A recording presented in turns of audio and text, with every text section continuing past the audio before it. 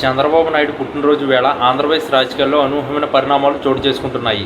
సాధారణంగా ముఖ్యమంత్రి పుట్టినరోజు అంటే రాష్ట్ర వ్యాప్తంగా పండగ వాతావరణ, శుభాకాంక్షల వెల్లువ కనిపిస్తుంది. కానీ ఈసారి పరిస్థితి దానికి భిన్నంగా మారే సూచనలు కనిపిస్తున్నాయి. ముఖ్యంగా ప్రభుత్వ ఉద్యోగుల్లో దీర్ఘకాలంగా ఎదురుచూస్తున్న పీఆర్సీ మరియు ఐఆర్ అంశంపై ప్రభుత్వ వైఖరి పట్ల తీవ్ర అసంతృప్తితో ఉన్నట్లు తెలుస్తుంది. ఈ క్రమంలోనే ఆయన పుట్టినరోజు నాడే రాష్ట్ర వ్యాప్త బంద్కు ఉద్యోగ సంఘాలు పిలుపునిచ్చాయనే వార్త ఇప్పుడు రాజకీయ వర్గాల్లో పెను సంచలనంగా మారింది. ఇది కేవలం ఒక నిరసన మాత్రమే కాదు, ప్రభుత్వానికి ఒక బలమైన హెచ్చరికగా భావించవచ్చు. గత ఎన్నికల సమయంలో ఇచ్చిన హామీల అమలుతో జాప్యం జరుగుతుందని, తమ ఆర్థిక ప్రయోజనాల విషయంలో ప్రభుత్వం నిర్లక్ష్యంగా వ్యవహరిస్తుందని ఉద్యోగులు భావిస్తున్నారు. ఈ కీలక తరుణంలో చంద్రబాబుకు ఇది ఒక రకమైన రాజకీయ పరీక్షగా మారనుంది. ఉద్యోగ సంఘాల నాయకులు ఇప్పటికే వివిధ జిల్లాల్లో సమావేశాలు నిర్వహించి భవిష్యత్ కార్యాచరణ సిద్ధం చేసుకున్నట్లు సమాచారం.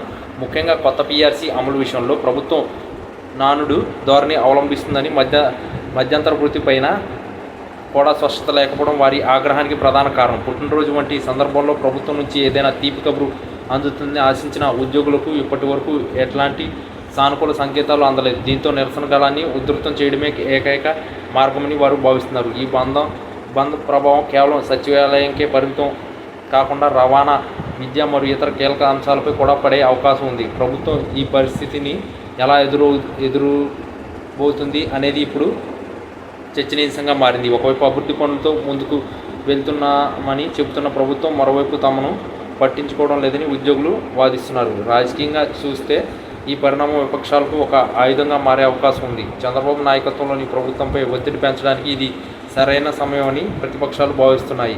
ఒకవేళ పుట్టినరోజు నాడు బంద్ విజయవంతమైతే అది ప్రభుత్వ ప్రతిష్టకు భంగం కలిగించే విషయమే. అందుకే ప్రభుత్వం తెర వెనుక చర్చలు జరిపి ఉద్యోగులను శాంతింపజేసే ప్రయత్నాలు చేస్తుందని కూడా వార్తలు వస్తున్నాయి. అయితే ఉద్యోగ సంఘాలు మాత్రం తమ డిమాండ్ విషయంలో ఏమాత్రం వెనక్కి తగ్గేలా కనిపించడం లేదు. రాతపూర్వకంగా హామీ ఇచ్చే వరకు పోరాటం ఆపమని వారు స్పష్టం చేస్తున్నారు. ఈ ఉత్కంఠభరిత పరిస్థితుల మధ్య పుట్టినరోజు వేడుకలు జరుపుకోవాలనే లేక ఉద్యోగ సమస్యలపై దృష్టి సారించాలా అనే సందిగ్ధతలో అధికార యంత్రాంగం ఉంది.